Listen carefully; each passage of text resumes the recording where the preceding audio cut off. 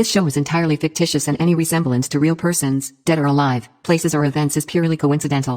This show is not intended to outrage, insult, defame or hurt any religion or religious sentiments, or feeling or any person, entity, class or community, and does not encourage to propagate in superstitious beliefs, black magic or witchcraft.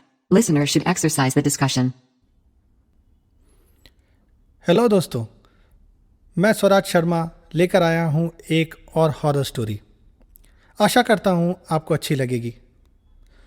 दोस्तों, लालच बुरी बला है और जब ये बला sir पर आ जाती है तो जल्दी टलती नहीं है।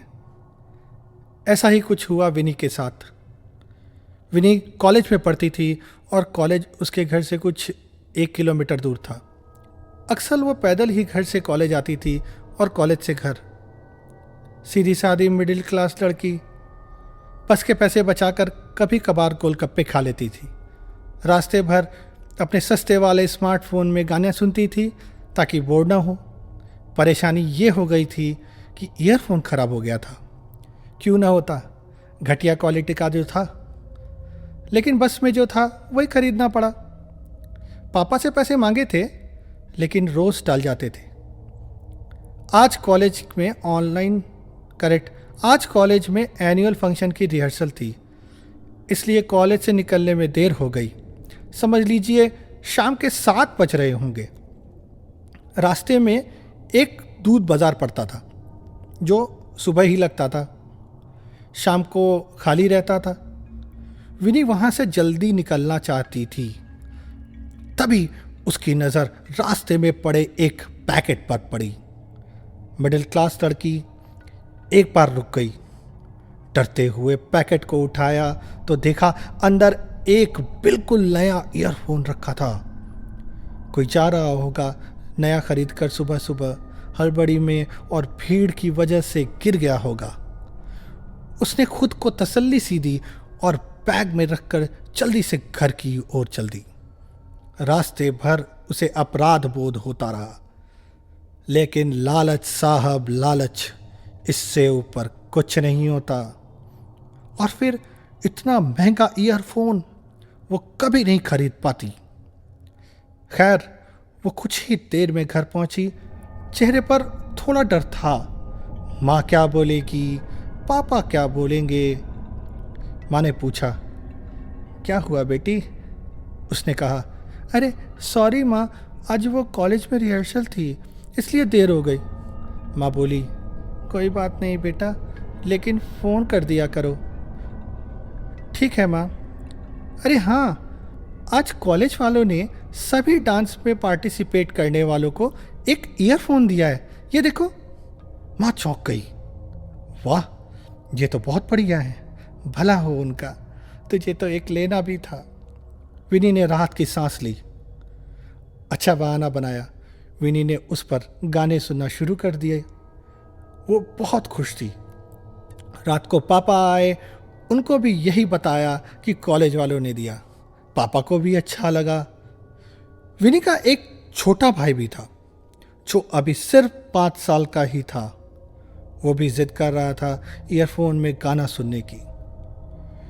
विनी ने आखिर देर रात को सोते वक्त उस बेचारे को ईयरफोन दिया और बच्चों वाले गाने लगा दिए। वो थकी हुई थी, इसलिए आंख कब लगी पता नहीं चला। सुबह जल्दी उठकर कॉलेज चली गई। शाम को आई तो छोटा भाई जैसे उसी का इंतज़ार कर रहा था। बोला, दीदी वो ईयरफोन लगा के दो ना, तुम्हारे फ्रेंड से बात करूँगा, कल बहुत मज़ा आया। विनी को अजीब लगा, लेकिन उसे लगा बच्चा है, कुछ भी बोलता है। उसने टाल दिया।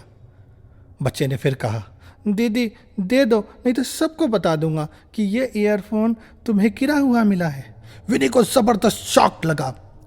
उसने भाई को पकड़ा और धीरे से पूछा, तुझे कैसे पता चला? भाई ने बोला, कल जब तुम सो गई थी तो तुम्हारे फ्रेंड का फ़ोन आया था, उसी ने बोला। विनी ने तुरंत अपने कॉल रिकॉर्ड्स चेक किए, लेकिन रात को किसी का फ़ोन नहीं आया था। उसे कुछ समझ नहीं आया, सर चकरा रहा था। कहीं ये ईयरफोन लाकर गलती तो नहीं करती। रात हुई तो भाई ने फिर जिद की। पापा ने भी बोला, बेटा तुम तो दिन भर यूज कर रही थी, अभी भाई को दे दो। चाह कर भी विनी मना नहीं कर पाई। भाई पापा के पास जाकर लेट गया। विनी माँ के पास सो गई, ये सोचते हुए कि आखिर भाई को फोन किसने किया। सोचते सोचते नींद आ गई। सुबह उठते ही भाई के पास आई और पूछा, कल किसी का फोन आया था? भाई बोला, ये तुम्हारा फ्रेंड रात को ही क्यों फोन करता है? कितना अच्छा है, मेरा भी फ्रेंड बन गया है। कल तुमको अपनी फ्रेंड्स के साथ बात करते हुए देर हो गई थी ना? डांस तो कल हुआ ही नहीं, पापा को बोलूं? अब विनी का दिमाग खराब हो गया था, कुछ समझ नहीं आ रहा था। ये सब कौन बता रहा है इसे? कॉलेज जाकर वापस आई। आज रात सोचा कि ईयरफोन खुद ही रखेगी, लेकिन भाई ने ब्लैकमेल करके फिर से ईयरफोन ले लिया। अगले दिन सुबह उठी तो देखा पापा भाई को मार रहे हैं। पता चला उसने अजीब सी हरकतें करनी शुरू कर दी हैं। अचानक से एक ग्लास तोड़ दिया और गंदी गंदी गालियां देने लगा। बीच बीच में बोलता था, मेरी दुकान लेगा, इतनी हिम्मत। पापा को लगा बाहर किसी बिगड़े हुए बच्चे की संगत की वजह से हुआ है। उसने भाई से बात करने की कोशिश की तो भाई ने गुस्से में देखा और मुंह फेर लिया। आज उसकी छुट्टी थी। देखा थोड़ी देर में भाई बिल्कुल नॉर्मल हो गया, खेलने लगा, दीदी दीदी करने लगा, लेकिन दोपहर को फिर से ईयरफोन मांगने लगा।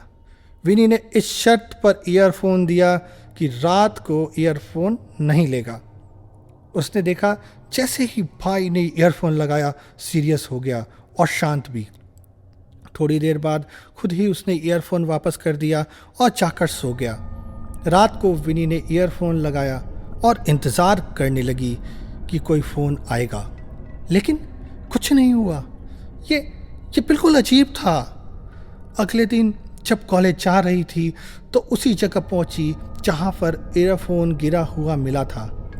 आसपास के लोगों से पता चला वहां एक इलेक्ट्रॉनिक्स का शोरूम था जिसे एक बूढ़ा व्यक्ति चलाता था। उसके बेटे ने उसकी दुकान हड़प ली थी और उसे घर से बाहर निकाल दिया था। इसी दुकान के नीचे दम तोड़ा था उसने। अब तो विनी के डर के मारे हालत खराब हो गई। उसने ईयरफोन वहीं कूड़े के ढेर में फेंक दिया और कॉलेज चली गई। शाम को वापस आई और माँ को दुखी सा मुंह बनाकर बोला, माँ मेरा ईयरफोन खो गया, पता नहीं कहाँ गया होगा। माँ बोली, हट पगली, ध्यान कहाँ रहता है तेरा? तू अपना ईयरफोन घर पर ही भूल गई थी। तेरा भाई कब से गाने सुन रहा है, अच्छा है शांत बैठा है।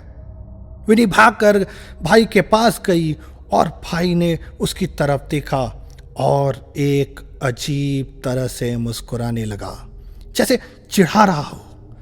विनी डर के उससे दूर चली गई। रात को विनी ने ईयरफोन भाई को देना चाहा, क्योंकि वो जानती थी कि वो कुछ नहीं कर सकती। तो भाई ने एक अजीब सी आवाज़ में कहा, जैसे कोई बूढ़ा आदमी बोल रहा हो, ये तुम रख लो, तुम्हारे लिए है। वैसे भी मुझे इसकी क्या ज़रूरत है जब मैं खुद ही यहाँ रहने वाला हूँ। दोस्तों, ये थी आज की कहानी। मैं स्वराज शर्मा आपको कहता हूँ धन्यवाद और बाय।